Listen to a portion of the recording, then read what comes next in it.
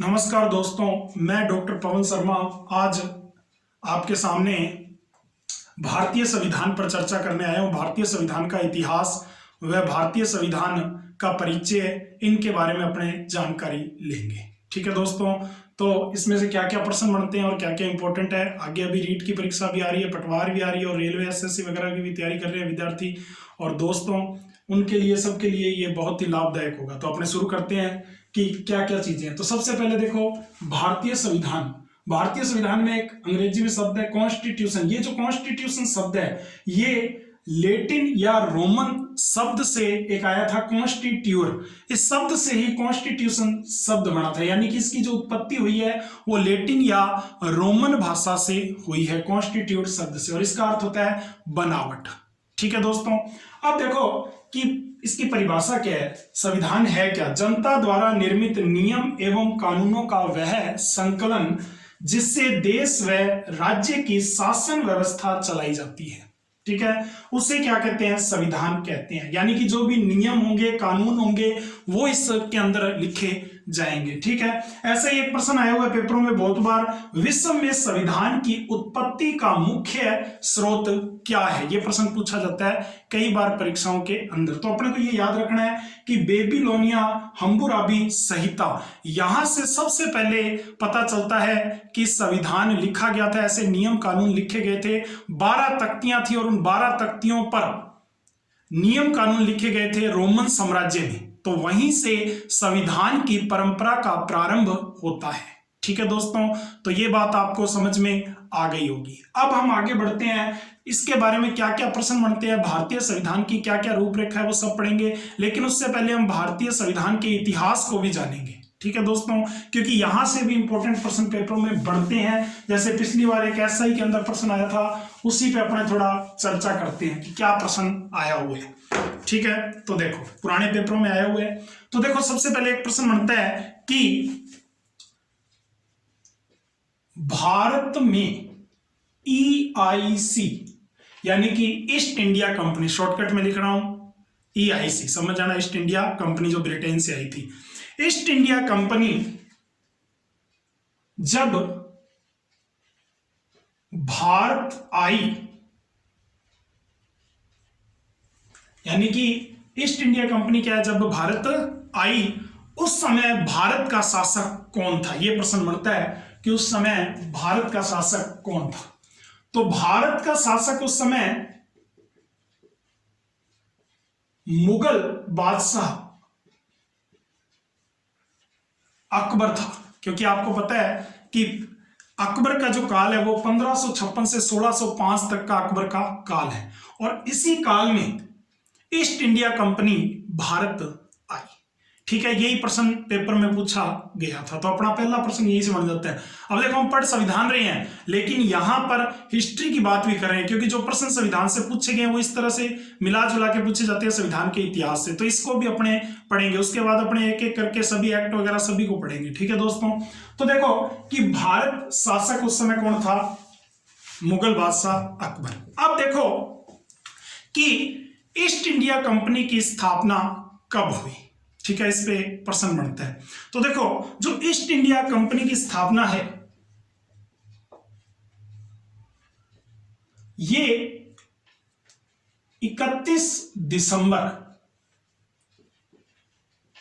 1600 को हुई। ठीक है, अब देखो कि इसके अंदर काफी सारे व्यापारी जो थे वो मिले थे, और उसके बाद ये कंपनी बनाई गई थी, और ये भारत में व्यापार करने के दृष्टिकोण से आएगी। तो देखो कि यहां जो महारानी थी एलिजाबेथ प्रथम, कौन थी उस समय? महारानी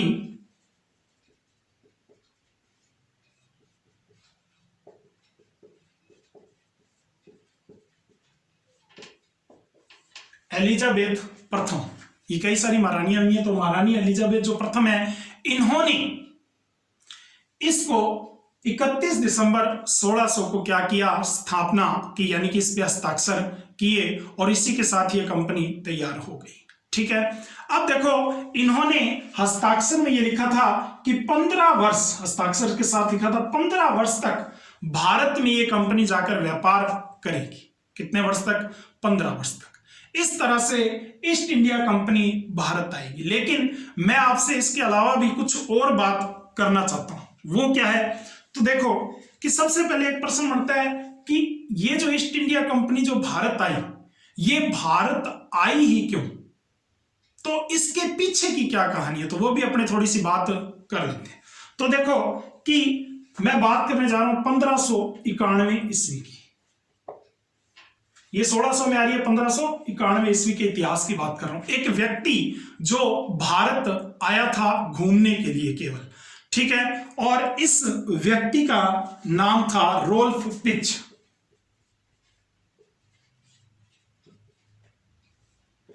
ये व्यक्ति भारत आया था घूमने के लिए केवल। इसने यहां देखा कि अकबर जैसा महान व्यक्ति, यानी कि अमीर व्यक्ति कह सकते हो आप, तो ये यहां पर रहता था और इसने देखा कि भारत इतना अमीर है, सोने की चिड़िया है, तो क्यों ना यहां पर व्यापार किया जाए। इसी व्यक्ति ने जाकर ब्रिटेन में व्यक्तियों को बताया, जो अमीर व्यक्ति थे उनको बताया ब्रिटेन में कि एक देश है भारत, वहां पर हम अगर व्यापार करेंगे तो हमें बहुत लाभ होगा। ठीक है दोस्तों, तो ये कहानी यहां से शुरू होती है। अब ब्रिटेन का अर्थ क्या है, तो देखो ब्रिटेन का अर्थ है इंग्लैंड। लोग केवल इंग्लैंड मान देते हैं या लंदन बोल देते हैं, लेकिन ब्रिटेन का अर्थ है 3 देश, इंग्लैंड, आयरलैंड, ठीक है, और जो तीसरा देश है उसका नाम है स्कॉटलैंड। इन तीनों को मिलाकर ही ब्रिटेन बनता है। ठीक है दोस्तों, तो यहां तक कहानी आपको समझ में आ गई होगी। तो इस तरह से कहानी ये शुरू होती है, इस तरह से ईस्ट इंडिया कंपनी भारत आती है। अब देखो कि ईस्ट इंडिया कंपनी का प्रथम राजदूत भारत कौन आता है, तो देखो कि ईस्ट इंडिया कंपनी की तरफ से भारत, EIC की तरफ से भारत आने वाला प्रथम विदेशी राष्ट्रदूत,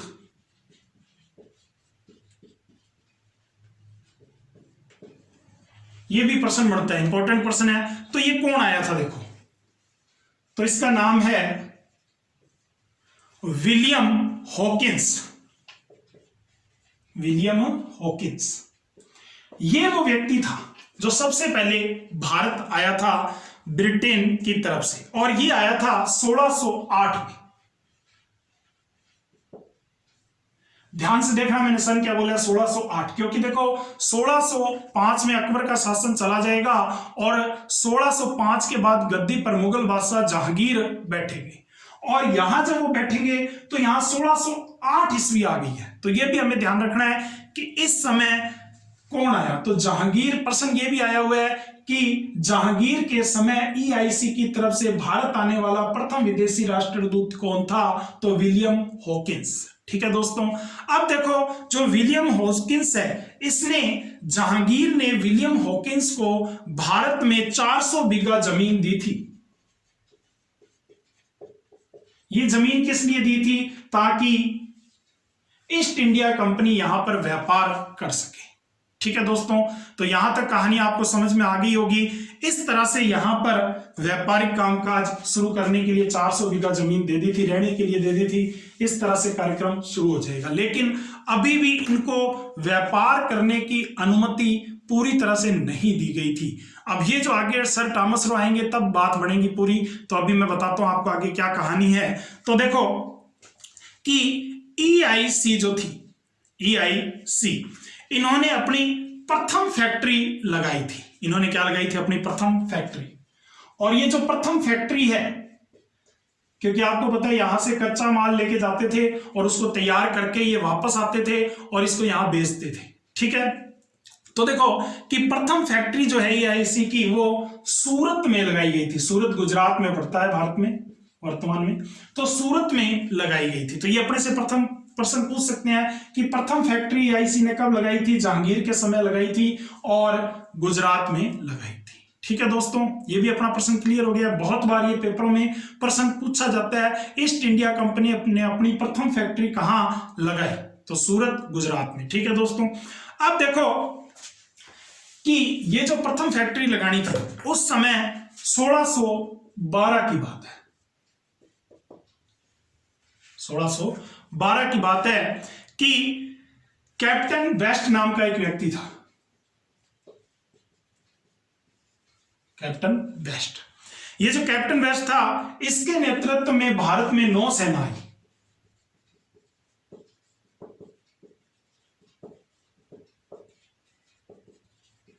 अब देखो, अंग्रेज व्यापार करने के लिए आ रहे हैं, लेकिन यहां पर इनकी नौसेना भी आ चुकी है, ठीक है। और इसका विरोध भी किया गया था पुर्तगालियों द्वारा, ठीक है दोस्तों, लेकिन फिर भी आ गई है। अब देखो कि प्रथम फैक्ट्री लग चुकी है और ये सारी बातें हो चुकी है, सूरत में मैंने आपको बता दी है। अब देखो कि 1615 दिसंबर 1615 ईस्वी की बात है। दिसंबर 1615 में एक और व्यक्ति आया जिसका नाम है sir Thomas Roe. Sir Thomas Roe, यह व्यक्ति भारत आया और इसने भारत में राजा होम्स का राजदूत था ये, और ये भारत में जब आया जहांगीर के समय में आया। तो ये प्रश्न पूछा जाता है कि ये किसके समय में आया? जहांगीर के समय में आया। और एक प्रश्न जो बहुत बार पूछा जाता है, 10 जनवरी 1616, ये तारीख भी याद रखनी है आपको, 10 जनवरी 1616। बहुत बार पेपरों में प्रश्न पूछा गया है कि सर टॉमस रो जहांगीर से कहां मिले? तो ये राजस्थान में ही मिले थे, मैगजीन के किले में, जिसको आप अकबर का किला भी बोल देते हैं, अजमेर में, ठीक है। तो यहां जहांगीर और सर टॉमस रो की मुलाकात हुई थी, लेकिन जहांगीर ने इन्हें अनुमति नहीं दी थी, ऐसा कहा जाता है, और कर मुक्त व्यापार की अनुमति नहीं दी थी। कर मुक्त व्यापार, ठीक है। लेकिन अब कहते हैं कि नूरजहां ने इसमें बीच में पड़ी और बाद में सेटलमेंट करवा दिया गया। तो बाद में जहांगीर ने इसकी अनुमति दे दी, ठीक है दोस्तों। तो यहां से भारत में कर मुक्त व्यापार शुरू हो गया। तो ये अब ध्यान रखना, ओके है। तो ऐसा प्रश्न भी पूछ सकते हैं कि कर मुक्त व्यापार की अनुमति किसके द्वारा ली गई, ठीक है दोस्तों। तो यहां से कहानी शुरू होती है, क्योंकि यहीं से केवल व्यापार नहीं रह जाएगा, धीरे धीरे ये अपना संविधान बना लेंगे, भारत पर अपना पूरा अधिकार जमा लेंगे। तो देखो किस तरह से ये सब कुछ होगा। तो देखो, इसके बाद इन्होंने मुस्लिम पट्टम में भी अपनी फैक्ट्री स्टार्ट की।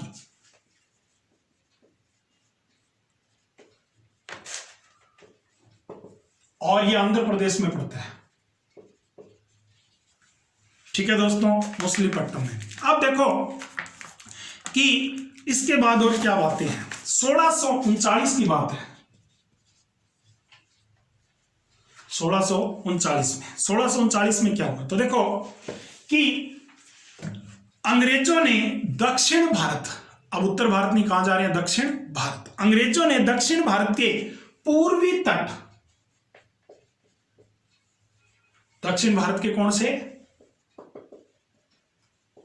पूर्वी तट, ठीक है, पर जमीन खरीद ली थी। ये एक नया काम किया इन्होंने। क्यों जमीन खरीदी? क्योंकि ये यहां पर मद्रास में इन्होंने अपनी नींव डाली थी और यहां पर एक किला बनाया इन्होंने अपना, फोर्ट सेंट जॉर्ज, ये दुर्ग बनाया इन्होंने मद्रास में। तो यहां से एक और नया अध्याय शुरू हो गया दक्षिण भारत की ओर भी, ठीक है दोस्तों।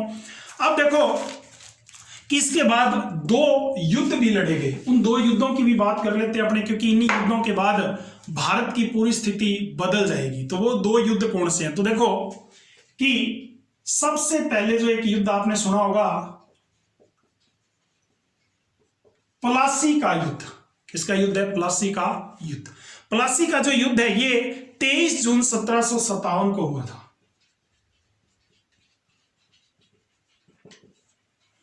ठीक है दोस्तों। इस युद्ध में हुआ क्या था? अंग्रेज गवर्नर रॉबर्ट कलाई वह बंगाल के नवाब सिराजुद्दौला या सिराजुद्दौला जिसको बोलते हैं, सिराजुद्दौला, ठीक है, और साथ में रॉबर्ट क्लाइव, ठीक है। इन्होंने यानी कि सिराजुद्दौला और रॉबर्ट क्लाइव के मध्य क्या हुआ है, युद्ध हुआ है, नवाब के मध्य प्लासी का युद्ध हुआ है। बस इतना याद रखना कि नवाब के मध्य प्लासी का युद्ध हुआ और इस युद्ध के बाद भारत की स्थिति बदल जाएगी, अंग्रेज जीत जाएंगे और सारी कहानी बदल जाएगी। ठीक है दोस्तों, तो यहां तक आप कहानी समझ गए होंगे, ठीक है, क्योंकि प्लासी के युद्ध के बाद ये माना जाता है कि अप्रत्यक्ष रूप से अंग्रेजों के हाथ में शासन व्यवस्था आ गई थी। ध्यान से सुनना, मैंने क्या बोला, अप्रत्यक्ष रूप से, ठीक है। ये प्रश्न बोला जाता है कि अप्रत्यक्ष रूप से अंग्रेजों के पास अगर पूछ लिया जाए कब राज व्यवस्था आ गई थी, तो उत्तर क्या होगा, सही उत्तर होगा प्लासी का युद्ध। और एक और युद्ध की बात कर लेते हैं, बक्सर का युद्ध। बक्सर का युद्ध, ये जो युद्ध है ये 22 अक्टूबर 1764 ईस्वी को हुआ। कब हुआ, 22 अक्टूबर 1764 ईस्वी को यह युद्ध हुआ। और इस युद्ध के बाद इसमें बंगाल के नवाब मीर कासिम, आपने नाम सुना होगा,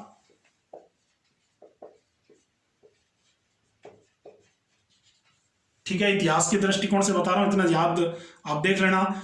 नवाब सिराजुद्दौला व मुगल बादशाह शाह आलम द्वितीय, ये नाम भी ध्यान रखना, मुगल बादशाह शाह आलम द्वितीय, ठीक है। और इसके साथ एक और नाम है अवध के नवाब सिराजुद्दौला, अवध के नवाब, ठीक है दोस्तों। तो इस युद्ध में संयुक्त सेना व कैप्टन मुनरो के नेतृत्व में युद्ध हुआ था। कैप्टन मुनरो, ठीक है, के नेतृत्व में क्या लड़ा गया, युद्ध लड़ा गया संयुक्त सेनाओं द्वारा, ठीक है दोस्तों। अब देखो, इसमें अंग्रेजों की क्या हुई थी, विजय हुई थी, अंग्रेजों की क्या हो गई, विजय हो गई। और यहीं से 1764 के बाद 1765 में ईस्ट इंडिया कंपनी तथा मुगल सम्राट शाह आलम द्वितीय के मध्य इलाहाबाद में संधि हुई।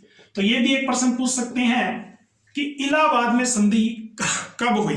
तो देखो कि 1765 ईस्वी में किसके किसके मध्य संधि हुई, तो आप याद रखना, ईस्ट इंडिया कंपनी व मुगल सम्राट, EIC व मुगल सम्राट शाह आलम द्वितीय के मध्य संधि हुई। और यहीं से सब कुछ बदल गया, ठीक है दोस्तों। तो यहां तक कहानी आपको समझ में आ गई होगी और राजस्व अधिकार जो थे वो ईस्ट इंडिया के पास आ गए थे। तो इससे आगे जो हम क्लास पढ़ेंगे वो आगे पढ़ेंगे 1773 का रेगुलेटिंग एक्ट, ठीक है दोस्तों। तो आगे हम इसको जारी रखेंगे, तो आप हमसे जुड़े रहें और सब्सक्राइब कर लें, ठीक है दोस्तों। तो जुड़े रहें ताकि आपको ये सब चीजें मिलती रहें, ठीक है दोस्तों। नमस्कार।